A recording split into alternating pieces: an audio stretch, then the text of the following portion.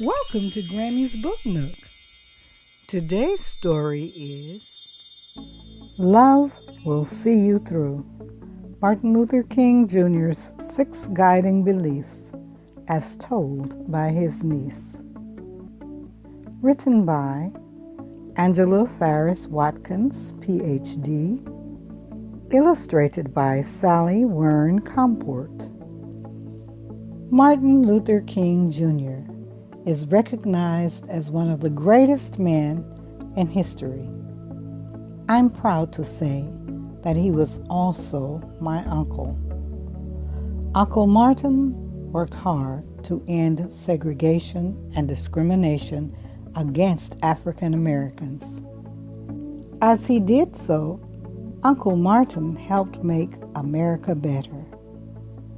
He believed that love and nonviolence were the solution. They were the basis of his 6 guiding beliefs. Uncle Martin faced adversity with courage. For him, courage meant solving problems without using violence. In 1955, Uncle Martin led a boycott to address the problem of segregation that forced African Americans to ride in the back of or stand up on public buses in Montgomery, Alabama. He encouraged people to stop riding the buses until segregation on buses ended. One night, as Uncle Martin spoke at a local church in Montgomery, he got the news that his house had been bombed by people who were angry about the boycott.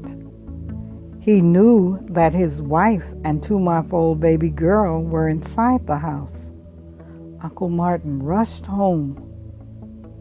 There, he found a mass of policemen, news reporters, and fire trucks surrounding his house. There were also many African Americans who wanted him to fight back. Uncle Martin courageously resisted the use of violence that night. First, Uncle Martin made sure that his family was safe. Then, he walked onto his front porch and told the people to put down their weapons. He explained that the bus boycott would be won only with the spirit of love. Uncle Martin was right. In December of the following year, he proudly announced that segregation on Montgomery's buses was over. Uncle Martin believed that as we courageously face our problems, we must seek to love our enemies. One Sunday morning, Uncle Martin preached a sermon called Loving Your Enemies. In his sermon, Uncle Martin explained how to love our enemies and why we must love our enemies. He said that first, we must make sure that we have love in our hearts. Then we should realize that there is good and bad in everyone. Uncle Martin said that we should find the good in our enemies and love that part of them. Uncle Martin said that the reason why we must love our enemies is because God wants us to. He also said that the more people hate, the more we will all live in a world filled with hate. Hate eventually destroys the spirit and the mind of the person who holds it. But love makes everyone stronger. Uncle Martin fought his problems without fighting people. He believed that if you love your enemies, you can focus all your energy on solving the problem. Just before Easter Sunday in 1963, Uncle Martin went to Birmingham, Alabama to stop segregation against African Americans in stores and restaurants there. He was arrested and put in jail for protesting. As he read the local newspaper, he discovered a letter by some of his fellow preachers and pastors. In it, they said that his protests in Birmingham were untimely and that he should back away. Uncle Martin wrote a letter in response that did not attack the preachers and pastors, but rather focused on the problem of segregation.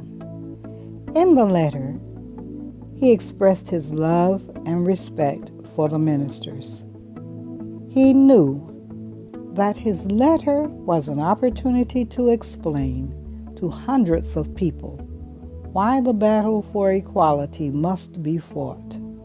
Uncle Martin's letter received a lot of public attention and became famously known as the letter from Birmingham jail.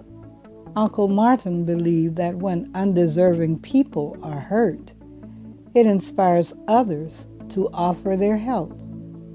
He demonstrated this when he went to Selma, Alabama in 1965 to organize a voter registration drive and to stop discrimination that prevented African Americans from registering to vote.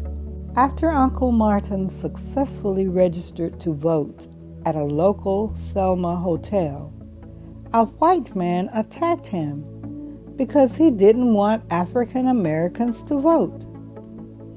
Many of the people who fought for the voting rights of African Americans were also beaten as they marched and protested.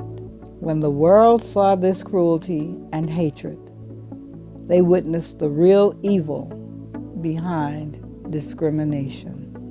Across the country, people stepped forward to offer their help. President Lyndon B. Johnson was one of those people. Uncle Martin spoke with the president by phone. Later that year, President Johnson signed the Voting Rights Act, which outlawed discrimination in voter registration throughout the United States. Uncle Martin believed that we are all connected to one another. If someone hurts another person, they are also hurting themselves. He also understood that violence is a destructive force, but that love has the power to create and build. So, even when Uncle Martin was hurt, he did not respond with violence. In 1966, he went to Chicago to protest practices that kept African Americans from having the same kind of housing as white people. As he and others marched, someone who hated his protest threw a rock that hit him in the head. Uncle Martin fell on one knee for several moments. He didn't yell out, throw the rock back, or encourage his supporters to fight back. He knew that responding with violence would destroy his chances of creating better housing for African Americans. Uncle Martin got back up and continued the march. With a spirit of love, he stayed focused and kept working. Later that year, the Real Estate Board, Housing Authority, and banking institutions of Chicago all agreed to stop housing discrimination toward African Americans. Uncle Martin believed that a higher force in the universe honors us when we use love. He put a lot of love out into the universe, and the universe honored him by giving him the power to achieve great things. Although he lived his life in constant danger, he refused violence because he knew love would prevail. Though Uncle Martin was killed by an act of violence, people have honored his legacy of love. The name Martin Luther King Jr. is recognized all over the world. A national holiday is named for him. and celebrated every year.